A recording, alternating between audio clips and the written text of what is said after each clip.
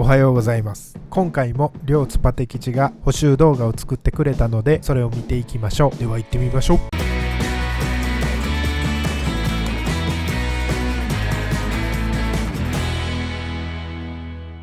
また脳みたいなパテがスタンバイしています。まずは下地処理。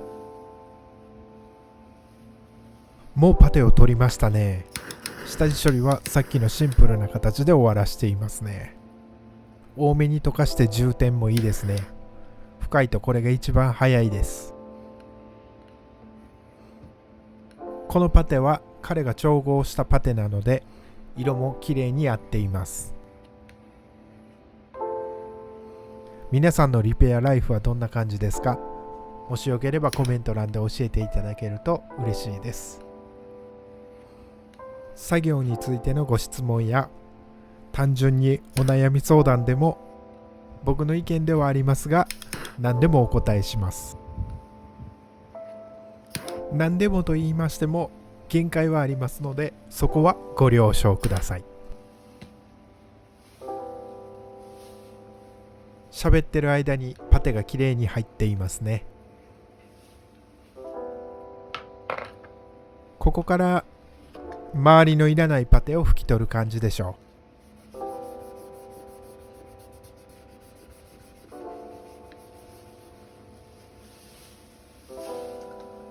この時点で色味もかなりいいですね。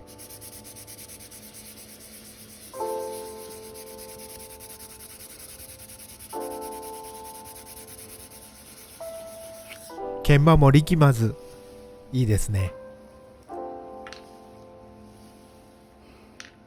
色を塗る前の保護用のボンドです。判断も素晴らしい。打ったボンドは多少残しておかないといけないので軽く削って終わりですね。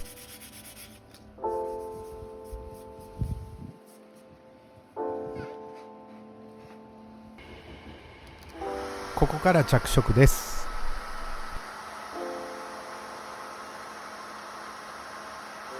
両津パテ吉はもともと理数系で絵心とか筆を持つとかとんでもなく苦手やったんですが、どうにかこうにかここまでやってきました。僕はアートや音楽が好きで絵を描いたりすることが好きだったのですんなり覚えれたのですが、パテ吉はめちゃくちゃ苦労してました。教えるのも苦労しました。ここで分かったのが、感覚的に補修している人と頭で考えながら補修している人がいるっていうことが分かりました。頭脳タイプと感覚タイプ、これも合わせてコメントで教えてもらえると嬉しいです。もし他のタイプをお持ちの方であればそれも教えてくれたら嬉しいです。ここから最後まで早送りします。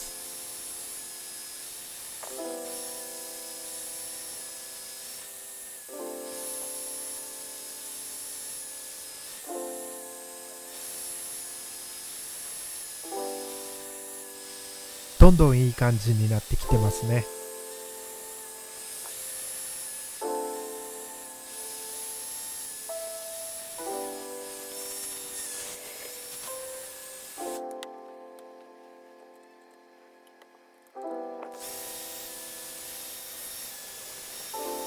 白い細い線も再現できています。完成です。かなりいい感じですね。